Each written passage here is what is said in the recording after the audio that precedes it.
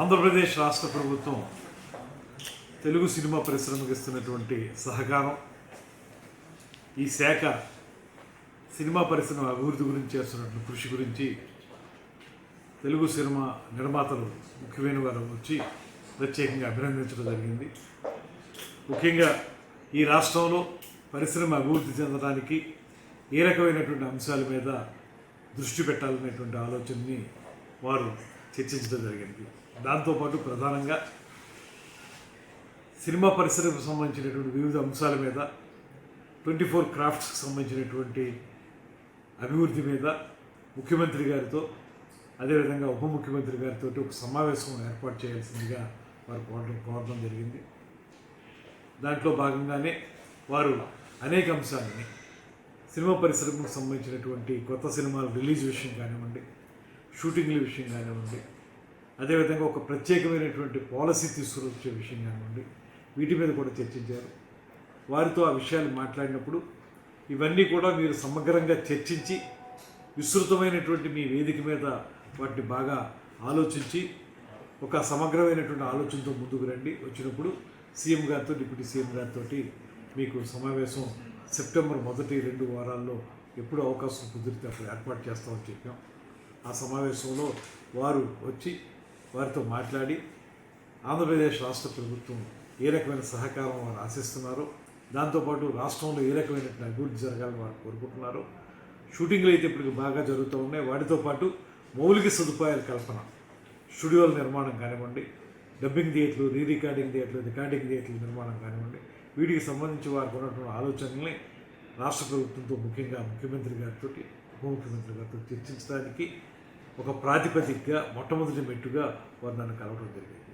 దీని మీద త్వరలోనే ఒక సమావేశం ఏర్పాటు చేసి విస్తృతంగా ఆలోచించి ఒక నిర్ణయానికి రావడం జరుగుతుంది. నంది అవార్డు అదేవిధంగా నంది అవార్డులకు సంబంధించి కూడా ఇప్పటికే ముఖ్యమంత్రి గారు నంది అవార్డుల విషయంలో కానీ, నంది నాటకోత్సవాల విషయంలో కానీ ఒక స్పష్టమైనటువంటి వైఖరి తీసుకున్నారు. అదేవిధంగా నంది అవార్డుల విషయంలో ఉప ముఖ్యమంత్రి గారు కూడా చాలా సూచనలు చేశారు. వీటిని దృష్టిలో పెట్టుకుని ఈ సంవత్సరం కూడా మనం నంది అవార్డుల పంపిణీ కార్యక్రమాన్ని ఏర్పాటు చేయాలనేటువంటి ఆలోచన చేస్తూ ఉన్నాం.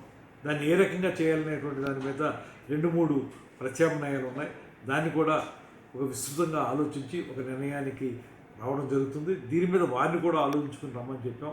ముఖ్యమంత్రి గారిని ఉప ముఖ్యమంత్రి గారిని కలిసినప్పుడు ఆ విషయం మీద కూడా ఆలోచిద్దాం అనేటువంటి మాట ఒక నిర్ణయానికి రావడం జరిగింది. వారితో మేము చెప్పింది ఏంటంటే ఒక 2-3 ప్రతిపాదనలు మా ముందుకు వచ్చాయి.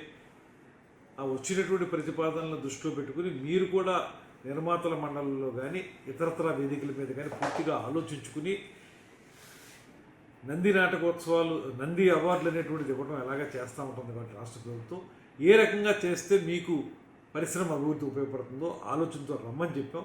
వారు నెక్స్ట్ మీటింగ్లో మాట్లాడేటప్పుడు ఆ విషయాన్ని సమగ్రంగా ఆలోచన వస్తున్నారు. దాన్ని బట్టి మేము ముందుకెళ్తాం. తెలుగు సినిమా అనేది అటు తెలంగాణకైనా ఇటు ఆంధ్రప్రదేశ్కైనా ఒకటే.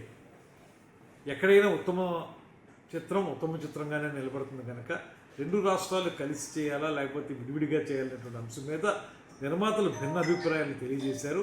వాటన్నిటిని కూడా ముఖ్యమంత్రి గారు ఉప ముఖ్యమంత్రి గారి దృష్టికి తీసుకెళ్తా ఉన్నాం. వారు ఆలోచనలు తీసుకుని దాని ప్రకారం ముందుకెళ్ళడానికి ఒక ఆలోచన చేస్తాం. పాలసీలో ఈ బడ్జెట్ అనేటువంటిది ప్రధానంగా బడ్జెట్ చుట్టూనే ఇవాళ సినిమా అనేటువంటి తిరుగుతుంది. ఎందుకంటే పాన్ ఇండియా సినిమాలు అయిపోయినాయి, దానికి ఎక్కువ బడ్జెట్లు అవుతున్నాయి, ఓటీటీ వచ్చింది.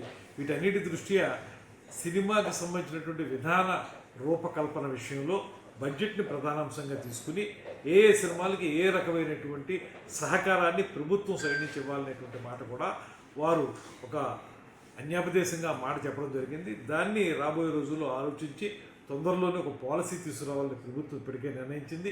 ఉప ముఖ్యమంత్రి గారు కూడా దాని మీద చాలా ఆలోచన చేస్తూ ఉన్నారు.